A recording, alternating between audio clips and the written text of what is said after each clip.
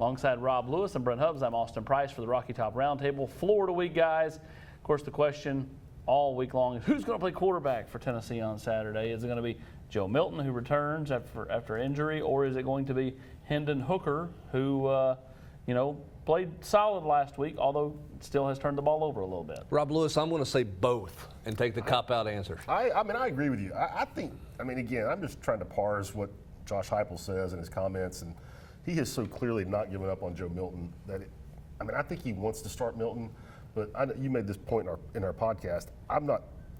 I personally would not start Joe Milton on the road in the swamp when he's not played, in six and a half quarters, whereas Hooker, has at least been on the field. I think that, I think he works Milton in. I think he goes in with a plan probably to play him, and I don't think it's a cop-out.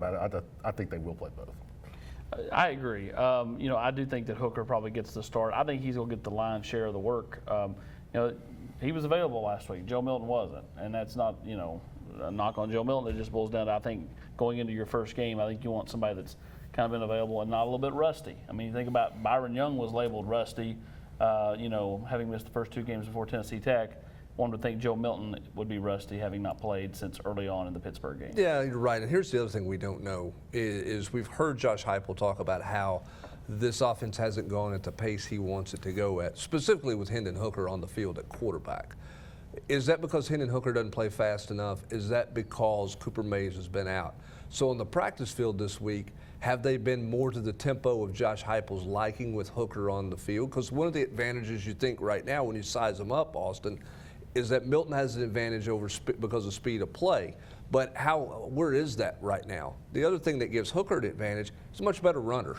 Okay, and when your running game, when your running game is struggling the way Tennessee's game has struggled the last two games with the running backs themselves, you're going to need all the weapons you can get on the ground to get you some yards. I think Hooker's legs are a bigger advantage for Tennessee there than Milton's are heading into this game. Yeah, passing game.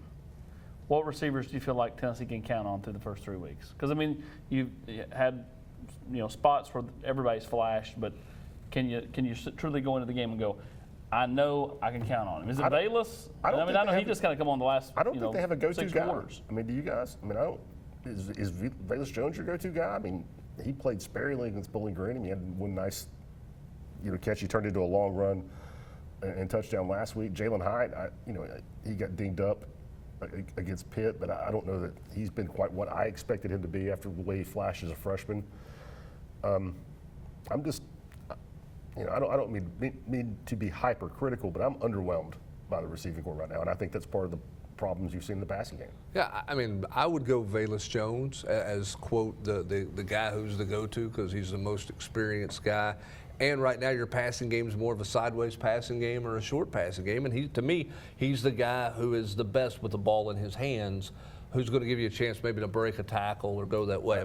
You haven't seen anybody stretch the field with any kind of ability. Part of that's obviously quarterbacks. Some of that's the receivers as well. So right now the best passing game you have is a wide receiver screen. Well, who's got a chance to turn a wide receiver screen into a big play? To me, Bayless Jones is the best to do that. And Jimmy Callaway, who also has played sparingly, but I couldn't agree more. I think that's a great point. Last week against Tennessee Tech, Tennessee completed one pass that traveled more than 20 yards in the air. So if you're going to make a big play in the passing game, it's going to be right. It looks like it's going to be something short where somebody makes a play, and Vilas has, got more wiggle than anybody. Probably. Well, I think they're going to continue to take shots. They've not connected on them, but they're going to keep trying. When you flip it to the other side defensively, Tennessee's given up 20 points in 7 quarters. They had that 27-point quarter in the second quarter against Pitt. Really, really solid. Play on. And I get part of it's scheduling, but. We've seen too many times where teams that weren't very good were able to march the field on Tennessee in recent years. Not this group. No, and I think this group's done a good job defending the run, Rob. I think the other thing that's probably not talked about with this group as much as it needs to be, they've been ready to play from the opening kick. They've been really good in the first quarter. Austin, you mentioned the second quarter struggle against Pitt. They were great in the first quarter. Should have given their team a 21-0 lead at the end of the first quarter. They have been ready to go. They better be ready to go Saturday night because Florida's going to be ready to go. I do like the way this team starts defensively. And I'll pile onto that, as opposed to last year, the third quarter. They've been really good coming out of the half. Yep, I mean, they have. You only played, one probably, decent offense in Pittsburgh, but after they got dinged up for 27 points, they came out in that third quarter and were really good. When you look at the back end, Florida, they don't throw it great with Emory Jones. How important is it for Alante, Warren Burrell, the safeties, to be sound tacklers in this game, especially kind of come up trying to defend, Florida's really talented running game? Well, I think two things for the corners. One, you better be able to tackle in space, but you better not get completely caught ignoring the guy you're lined up across from, because if you get peeking too far inside, they will try to throw it over your head. They haven't done it very well, but they try to lull you to sleep a little bit and then take a shot here. I think this entire defense has to tackle well in space, because the wiggle is about what Florida is offensively. When I watch them play, it's all about their wiggle. Can Tennessee handle that in the open field? And, I mean, I was really impressed with their offensive line. Bama maybe is down, but I will wager they're still one of the top 3 defenses in the SEC. And Florida manhandled them up front. They're going to get guys in space. I mean, they're going to get to the second level. And as you say, I mean, you're going to have guys make one-on-one tackles. The last 3 years, Tennessee's gotten taken to the woodshed in this game. They have not been close since 2017, which was Butch Jones' last year. That was a game at the Swamp. How does Tennessee find themselves in a second half battle?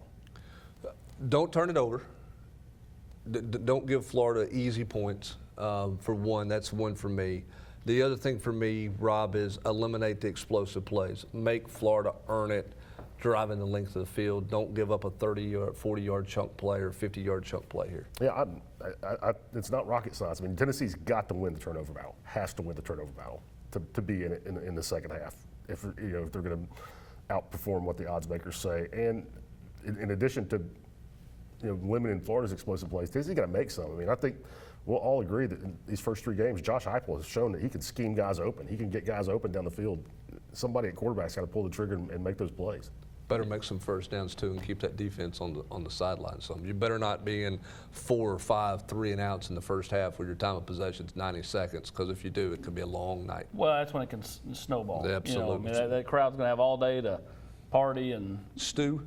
Yeah, get excited for what game they think will be a blowout, as they don't really look at Tennessee much as a rivalry anymore. The players have said that in recent years. The fans have long said that just because they're fans, and so they get emotional. So, what happens on Saturday night at 7 o'clock, only time will tell.